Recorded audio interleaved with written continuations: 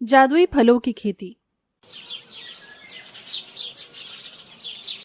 अरे नहीं अनिल जी, जरा देखिए, हमने पिछले माह जो फसल लगाई थी वो तो आधी से ज्यादा जल चुकी है। सही कहा तुमने मिताली। मैं तो इसी फसल के भरोसे में था कि अपने घर में एक पंखे का इंतजाम कर लूंगा, लेकिन ये क्या, मेरी तो सारी फसल खराब हो गई। अब मैं क्या करूंगा? करना क्या है, हम हाथ पर हाथ रखकर नहीं बैठ सकते हैं। जो भी हमारा सहारा है वो ये खेत ही है। अब जल्दी से आइए। मिताली और अनिल दोनों ही अपने सूखे हुए खेत में दोबारा काम करने लगे। हालांकि आधी से ज्यादा फसल जल चुकी थी, लेकिन गरीब परिवार हार मानने वालों में से नहीं था।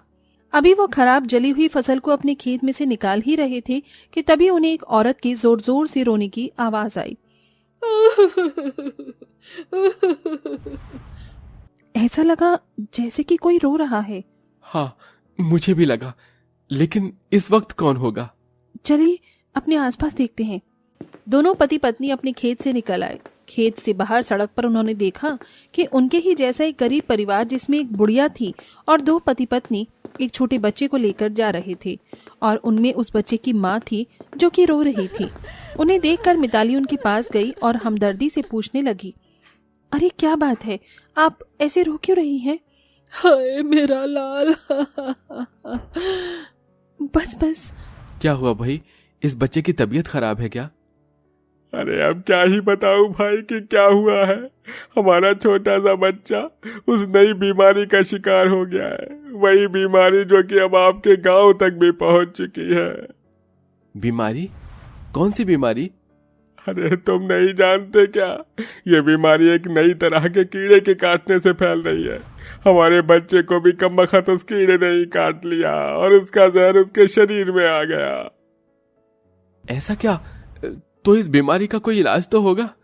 अरे कहाँ कोई इलाज है, अभी तक तो कोई इलाज नहीं है। सरकार की तरफ से ही कोई गैस बनाई जा रही है जिससे ये कीड़े मर सकते हैं, लेकिन एक बार जिसको उन कीड़ों ने काट लिया तो उसका कोई इलाज नहीं है। वो आदमी ऐसे बोलकर रोने लगा। उसका छोटा सा बच्चा एकदम नीला पड़ चुका था। उस बच्चे को देखकर अनिल को अपने परिवार की भी चिंता हुई। अजी सुनिए, मुझे तो डर लग रहा है। हम सारा दिन यहाँ खेत में काम करते हैं, बच्चे भी हमारे साथ ही रहते हैं। मुझे तो डर है कहीं वो कीड़ा हमें ना काट ले। ऐसी बातें मुंह से मत निकालो मिताली, मैं जानता हूँ हमें कुछ नहीं होगा। अनिल और मिताली ने अपने मन को इसी तरह से समझा लिया, लेकिन ये तो सच था कि वो जहरीला कीड़ा अब अनिल के गांव में भी आ चुका था। शाम को दोनों पति पत्नी खेत पर से घर आ गए। घर आकर उन्होंने देखा कि उनके पड़ोस में भी कोहराम मचा हुआ है। अब यहाँ क्या हुआ? अनिल जी आइए देखते हैं। अनिल ने आगे को बढ़कर देखा तो उनके पड़ोस में भी एक नौजवान को उसी कीड़े ने काट लिया था और उसके जहर से वो भी जिंदा लाश की तरह ही पड़ा हुआ था। मिताली, बच्चों को अंदर लेकर जाओ। क्या बात है, कहीं यहाँ पर भी वही? हाँ, तुम अंदर जाओ। अब अपनी पड़ोस में भी ऐसा एक और केस देखकर मिताली काफी घबरा गई और वो अपने दोनों बच्चों को लेकर घर में आ गई। देखते ही देखते गांव में बहुत सारे लोग इस जहरीले कीड़े का शिकार हो गए और गांव में एक दहशत सा माहौल छा गया। मिताली भी परेशान थी क्योंकि उसका परिवार भी सारा दिन खेत में समय बिताता था। इसीलिए वो हमेशा भगवान से प्रार्थना करती थी, हे दुर्गा माँ, मेरा तेरे ऊपर अटूट विश्वास है, मेरी और मेरे परिवार की रक्षा करना।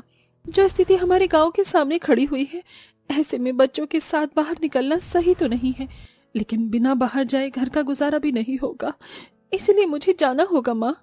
अपने और अपने बच्चों के पेट की खातिर मिताली अपनी 5 साल की बेटी गौरी और बेटे राजू को गोदी में लेकर अपने पति के साथ खेत में काम करवाने चली गई।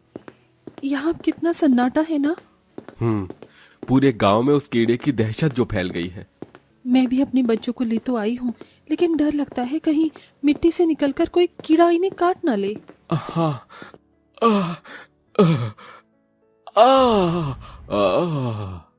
अनिल जी, अनिल जी, अनिल जी, उठिए अनिल जी, आपको क्या हुआ?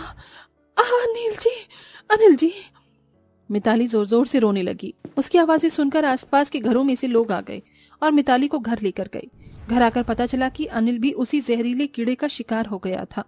ऐसा नहीं हो सकता अनिल जी, अनिल जी, आपकी गोली अनिल जी।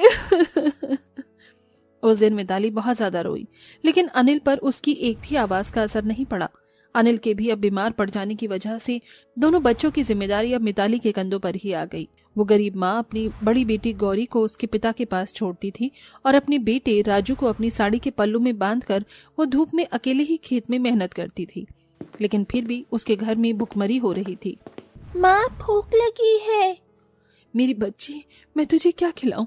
फसल तो बराबर खराब ही होने पर है, अब घर में राशन भी नहीं है। बस अब बहुत हुआ माँ, अब तुझे मेरी भक्ति का फल देना ही होगा। माँ, तुझे अब मेरे परिवार के साथ इंसाफ करना ही होगा। ऐसे बोलकर मिताली एक दिए के ऊपर अपने घर में बने मंदिर में हाथ रखकर खड़ी हो गई और माँ दुर्गा के नाम का जप करने लगी। जय दुर्गा माँ, जय दुर्गा माँ, जय दुर्गा माँ। माँ, मैं ये नाम जब तक जपूंगी जब तक तू मेरी पुकार को नहीं सुनेगी, जब तक तेरे नाम का जप करूंगी जब तक तू मेरी परेशानी नहीं हरेगी। मिताली ऐसे बोलकर माँ दुर्गा का नाम जपने लगी। उस दिए के ऊपर हाथ रखे बहुत उसे देर हो गई थी। उसका हाथ जलने लगा था, लेकिन उसने माँ दुर्गा के नाम का जप नहीं छोड़ा और कुछ ही देर में स्वयं माँ दुर्गा ने उसे दर्शन दिए। माँ। मिताली, लो मैं आ गई। तुमने मुझे बुलाया था ना। मैं जानती हूँ कि तुम्हारे घर में क्या परेशानी है। मैं तुम्हारी परेशानी को दूर करूंगी। ये लो। माँ दुर्गा ने मिताली को एक पोटली दी। उसमें कई किस्म के बीज थे। मिताली, ये बीज ले लो। यही तुम्हारे पति की बीमारी का भी हल है और तुम्हारी गरीबी का भी। जब तुम इन बीजों को अपने खेत में डालोगी तो एक दिन के अंदर इनमें से जादुई फलों की फसल फूटने लगेगी और उसी जादुई फल में इस बीमारी का भी इलाज है। तुम उससे दूसरों की भी मदद करना और अपने हालात भी बदल लेना। ऐसे बोलकर दुर्गा माता वहां से गायब हो गईं और मिताली ने अपने खेत में वो जादुई बीज बो दिए। फिर क्या था, जैसा माँ दुर्गा ने कहा था, एक दिन में ही खेत में फसल फूट गई और 2 दिनों के अंदर अंदर पूरा खेत 5 अलग अलग फलों जैसे कि तरबूज, नींबू, आम, जामुन और लीची से भर गया। वो देखने में बड़ा ही प्यारा लग रहा था। उस खेत में ये अलग अलग रंगों के फल चमक रहे थे और बहुत सुंदर भी लग रहे थे। अरे वाह, मेरा पचरंगा खेत। माँ दुर्गा ने कहा था कि इसी में उस बीमारी का इलाज है। मिताली ने अपने खेत से वो फल तोड़ लिए और उनका रस अपने बीमार पति के मुंह में डाला। रस मुंह में पड़ते ही अनिल के शरीर का रंग बदलने लगा और वो ठीक हो गया। अनिल जी। अनिल के ठीक होते ही मिताली उससे लिपट गई और उसने उसे पूरी घटना सुनाई। क्या सच? तब तो हमें बाकी बीमार लोगों की भी मदद करनी चाहिए। दोनों पति पत्नी ने बाकी लोगों की भी अपने खेतों के फलों से मदद की। उनके फल खाने से उस कीड़े की बीमारी का जहर खत्म हो रहा था। 2-4 लोगों के सही हो जाने के बाद उनके जादुई फलों की चर्चा दूर दूर तक होने लगी और लोग दूर दूर से उनके फल खरीदने आने लगे। वो गरीबों को काफी कम दाम में फल दे रहे थे, जिसकी वजह से अब लोग ठीक होने लगे थे।